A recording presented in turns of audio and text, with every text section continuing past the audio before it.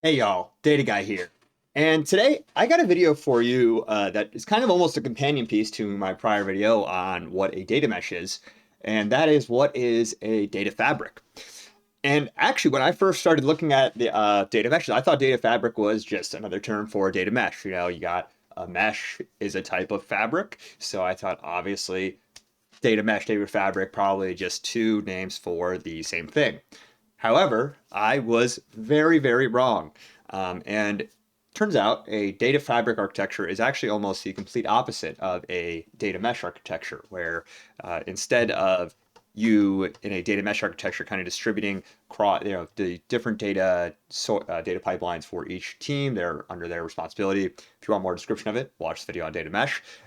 But essentially, the comparison here is that a data fabric is really like a high-tech spider's web that connects all of your data at once. It gives you one single pane of glass across all of your data.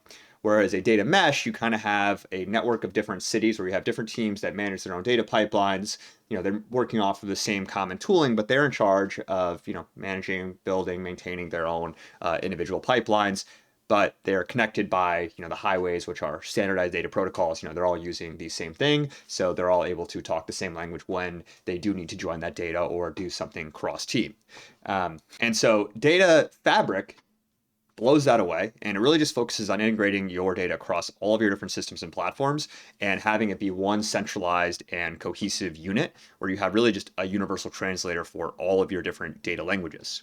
And so today, what I'll be doing is just kind of going through what a data fabric architecture looks like, what it's really well used for, and then maybe in some of the different use cases, some of the advantages, some of the drawbacks, and again, I'll wrap it up with just some of the tools and some kind of examples of when a data fabric architecture might be a good choice. And if you like this video, maybe I'll come out with another one kind of comparing data fabrics and data meshes architecture as well. So at a high level, you kind of have this graphic here, which just encompasses, hey, a data fabric architecture is really a full stack approach where you have a net that is connecting and capturing all of your data no matter where it lives. So you have data observability across the entire stack, and then within that stack you have your data sources, integration, metadata, orchestration, modeling, all the way up to data consumers. So data consumers are receiving all of this, but they're not maintaining it. And you have your centralized data team and data fabric approach that is in charge of maintaining and making sure this all works properly, which makes sense because when you're running a data fabric architecture, you need a lot more expertise to be able to know how to manage all these different data sources together and have them come together in a cohesive way. And so it really, at a high level, if you're going to come with one takeaway, it is unified, integrated architecture that makes your data accessible across all of your different environments, whether it's cloud, on-premise, hybrid, and a data fabric approach. All of those are coming together into one system.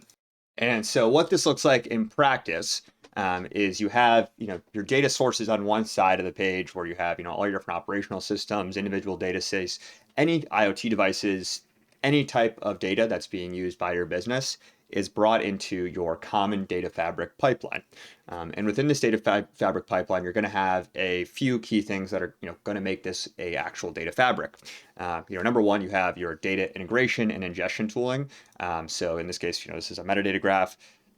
Let's say your metadata is your data ingestion tool, but you're going to have some kind of data integration ingestion tool. You're going to need to have data catalogs and really robust, well-maintained data catalogs because, as you can see here, you're having data come from so many different sources, and having a good eye on where that data is coming from, its quality, what it's being used for is critical to having this not just kind of turn into a swamp of data, almost like a data lake, where you don't really, have any idea of what's going on until you want to go and use it, and then you got to spend all your time figuring out where it is.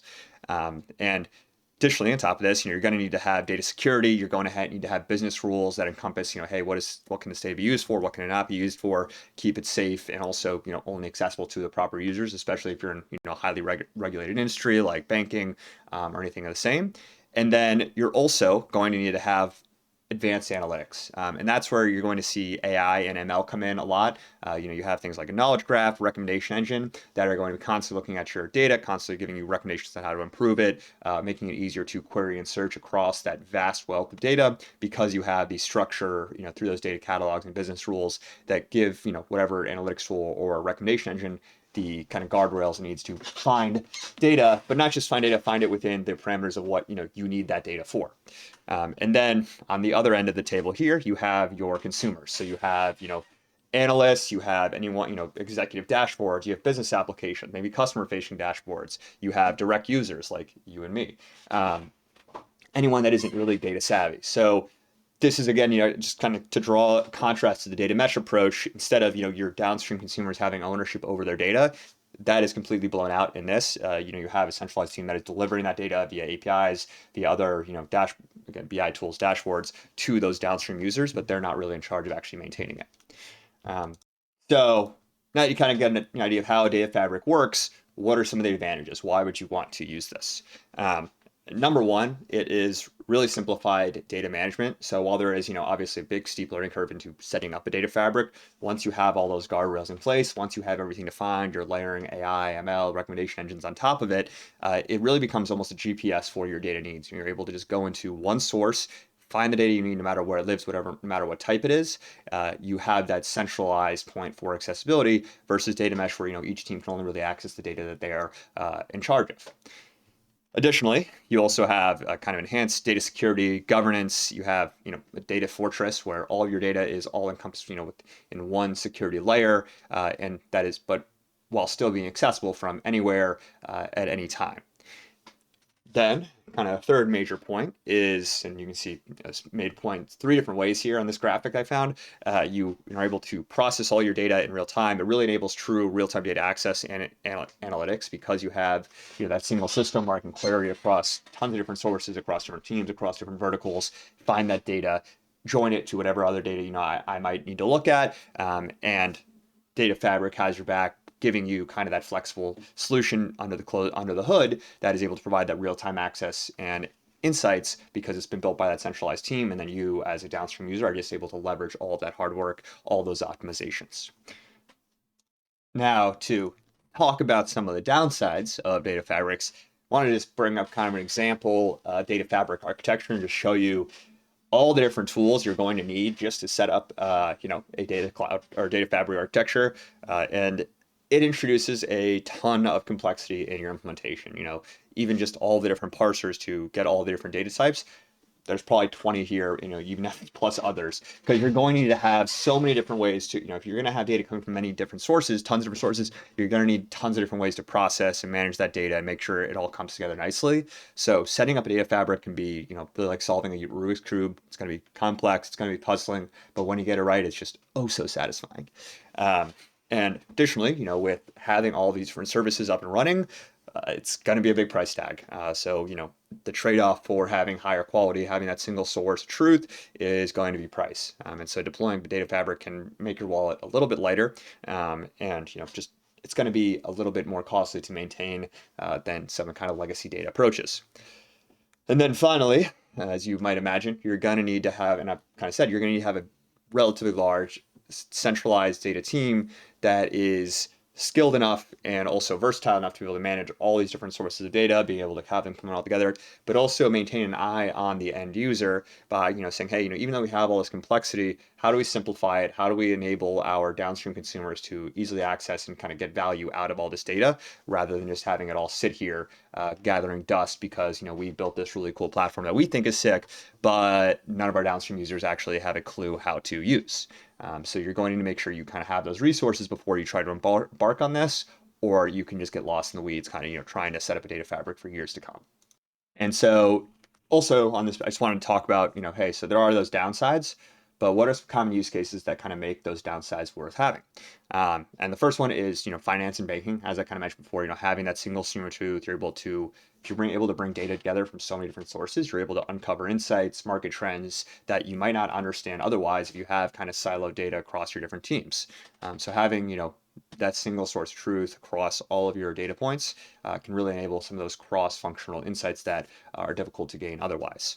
And additionally, kind of in tandem with that, the retail industry, so something like someone like a Netflix or an Amazon, they are probably implementing data fabric approaches because it allows them to look at how their users are interacting not only on their platform, but across all of their different digital life cycles. So, being able to pull information about, hey, what is their address? What region are they in? Do they like to buy these types of things? Bringing it all together in that single recommendation engine so that you can have recommendations that are based off of all of a customer's data points rather than just, again, what they've done within Amazon, right? And so finally, just to kind of wrap it up in terms of, hey, what are the tools here?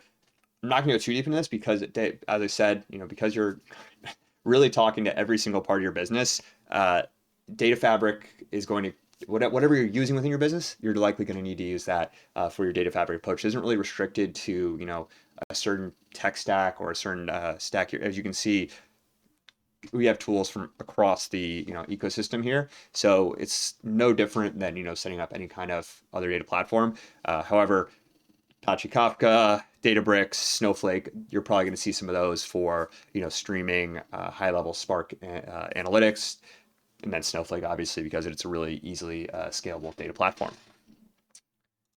And so just to kind of sum it all up, Data Fabric delivers integrated data to all your data customers. But it's not just a trend. It really is kind of a game changer in the data management world. It's a new way of looking at how to manage your data and kind of having a Swiss Army knife that's able to encompass all of your data needs. So if you think your business could benefit from this approach and you have the expertise on staff to go for it, embrace it. Watch your data transform into just an absolute treasure trove of insights and opportunities when you're able to bring it all together into one cohesive system. And so that's all I have for you today. If you have any questions on something I didn't cover in this video, toss in the comments below. Maybe I'll make a follow-up. And if you like this, please like and subscribe. It helps immensely. Have a good one, y'all. Data Guy out.